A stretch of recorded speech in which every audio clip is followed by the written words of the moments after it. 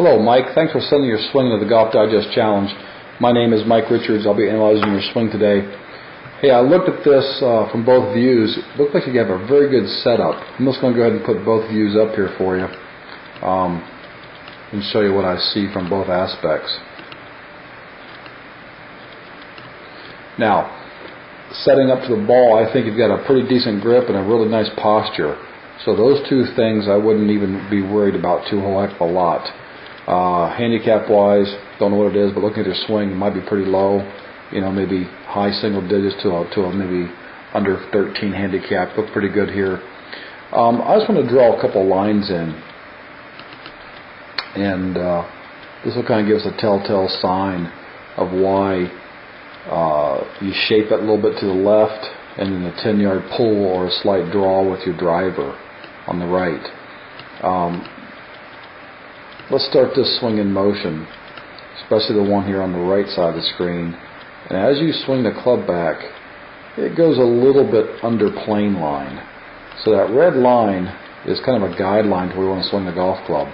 And most of the guys that we would see out on tour or good players, that club head would travel somewhere back on the high side of that red line, and yours travels a little bit on the low side.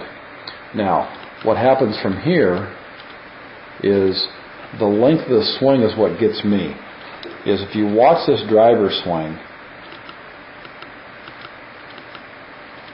okay, so now not only have you gotten way long, everything's gotten narrow into your body. Now watch the left side of the screen. This is your hybrid.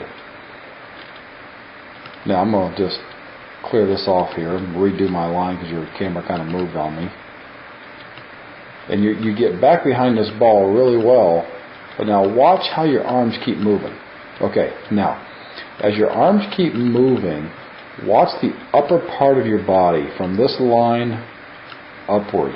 As the club continues to go back, your body starts drifting towards the target. Now that little lean and that little slide is causing a lot of missed problems coming down. See, now you've slid way past the golf ball and your body's way open, which I don't mind the openness to the hips, but you've gotten yourself way too far. Your head's gotten a little bit past the ball. Now, Mike, here's the real reason why you're hitting some pulls. I want you to watch your glove hand on the left-hand side of the screen. Here after contact, we see a major breakdown right here. And that breakdown is why you end up pulling some balls, why you hit some balls maybe a little fat, why you catch them a little on the toe. So look at your ball marks on the club face. If you start seeing grass stains more towards the toe, you're going to get it because of that flip. Now, what should it look like? Well, I'm going to give you a model that I use quite a bit when I teach, and this will give you an idea. This is Brad Faxon hitting the golf ball, and when he comes down, he lines everything right back up after contact. Everything runs right up through his left arm. And when you have this, we have a little bit of a power leakage there in that swing, so you're going to work your tail off to hit the ball further. So what you've got to learn to do is how to compress that golf ball a little bit. And the way you do that is, again, you got to look at cause and effect.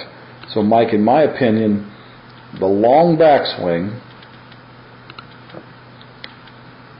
that got your club drifting and got your body drifting to the forward side, and then you really lean forward to catch back up, that run away with the body, flip the face is why you're hitting this pull. So here's where I'd like to see you get to. This should be the length of your swing, about right there. That'd be a great length of driver, great length of hybrid, and then if you had a 7-iron in your hand, your length of swing would probably be about right there. Now, once you did those two changes as far as length of swing, then we'll work a lot more on stabilizing your upper body, keeping that head more in line so it's back into here. So keep your head more back behind the golf ball when you hit it and not racing out in front of this thing. And then I'd have you hit, what I have a lot of my students do is hit little chip shots around the green, little chip and run shots. And that'd work on getting them to get a nice little impact feel. And I see you're playing a golf course that has lots of trees. So I even take my students to the back of the range where I've got some trees, and I have them hit some balls low under tree branches. That reinforces the impact position that you saw Faxon in. Where you're at, that little flip might have a tendency to get your ball a little too high. So those are the things I see, Mike. I think when you look here, you can see how much your hips are really taken off of that driver.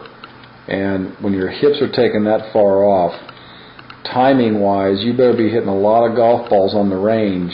Otherwise, you've got one ball going this way, one ball peeling that way, and then occasionally you'll hit a ball halfway down the fairway. So we got to really work on the lower body, keep that under control, keeping the upper body under control, shortening that swing up a little bit, work on impact. Mike, thanks for sending your swing of the Golf Digest Challenge. If you can, work on this swing for a few weeks.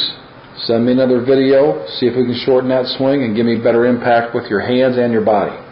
Thanks again.